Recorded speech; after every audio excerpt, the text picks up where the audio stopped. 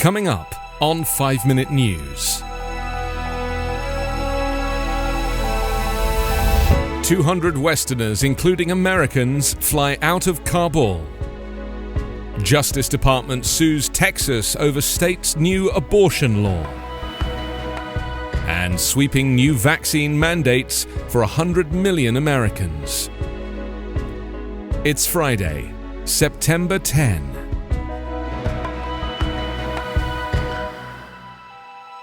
I'm Anthony Davis. An estimated 200 foreigners, including Americans, left Afghanistan on a commercial flight out of Kabul on Thursday with the cooperation of the Taliban, the first such large-scale departure since US forces completed their frantic withdrawal over a week ago. The Qatar Airways flight to Doha marked a breakthrough in the bumpy coordination between the US and Afghanistan's new rulers. A days-long standoff over charter planes at another airport has left hundreds of mostly Afghan people stranded, waiting for Taliban permission to leave. A senior US official said the Taliban's foreign minister and deputy prime minister helped facilitate the flight. Americans, US green card holders and other nationalities, including Germans, Hungarians and Canadians, were aboard, the official said.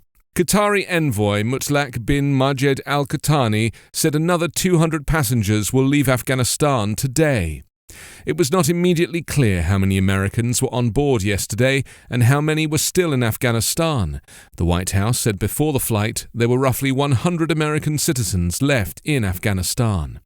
But several veterans groups have said that number is too low because many citizens never bothered to tell US officials they were in the country, and they said the figure overlooks green card carrying permanent US residents living in Afghanistan who want to leave. Many thousands of Afghans remain desperate to get out too, afraid of what Taliban rule might hold.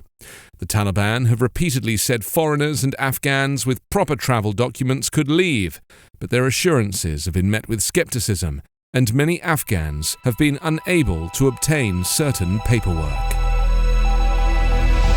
The US Justice Department on Thursday sued Texas over a new state law that bans most abortions, arguing that it was enacted in open defiance of the Constitution.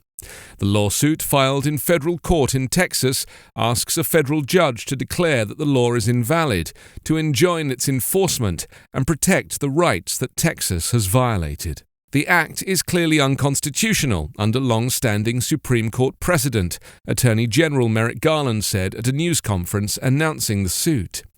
The Justice Department argues the law unlawfully infringes on the constitutional rights of women and violates the Supremacy Clause of the Constitution, which says federal law supersedes state law. Federal officials are also concerned other states could enact similar laws that would deprive their citizens of their constitutional rights, he said. The Texas law, known as SB 8, prohibits abortions once medical professionals can detect cardiac activity, usually around 6 weeks, before some women even know they're pregnant. Courts have blocked other states from imposing similar restrictions, but Texas's law differs significantly because it leaves enforcement to private citizens through civil lawsuits instead of criminal prosecutions. Pressure had been mounting on the Justice Department, not only from the White House — President Joe Biden has said the law is almost un-American — but also from Democrats in Congress, who wanted Garland to take action.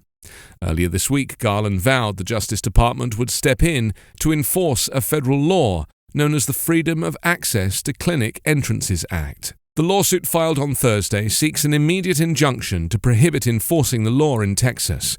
Under the statute, someone could bring a lawsuit, even if they have no connection with the woman getting an abortion, and could be entitled to at least $10,000 in damages if they prevail in court.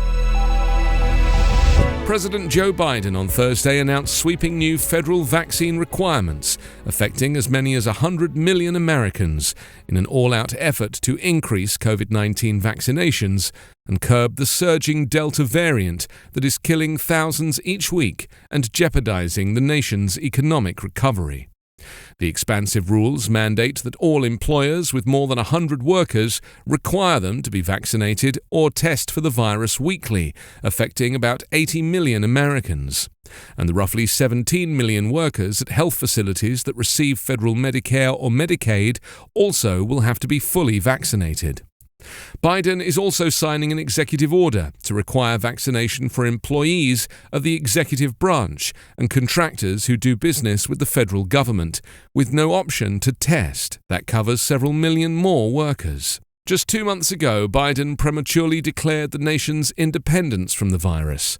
Now, despite more than 208 million Americans having at least one dose of the vaccines, the US is seeing about 300% more new COVID-19 infections a day, about 2.5 times more hospitalizations, and nearly twice the number of deaths compared to the same time last year. After months of using promotions to drive the vaccination rate, Biden is taking a much firmer hand as his aides blame people who've not yet received shots for the sharp rise in cases that is killing more than 1,000 people per day and imperiling a fragile economic rebound. In addition to the vaccine requirements, Biden is moving to double federal fines for airline passengers who refuse to wear masks on flights. Biden also announced that the federal government will work to increase the supply of virus tests and that the White House has secured concessions from retailers to sell at-home testing kits at cost, beginning this week.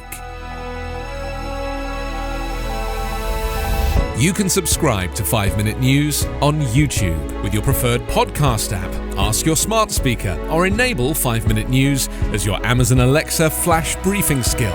Subscribe, rate and review online at 5minute.news. 5 Minute News is an Evergreen Podcast covering politics, inequality, health and climate, delivering independent, unbiased and essential world news daily.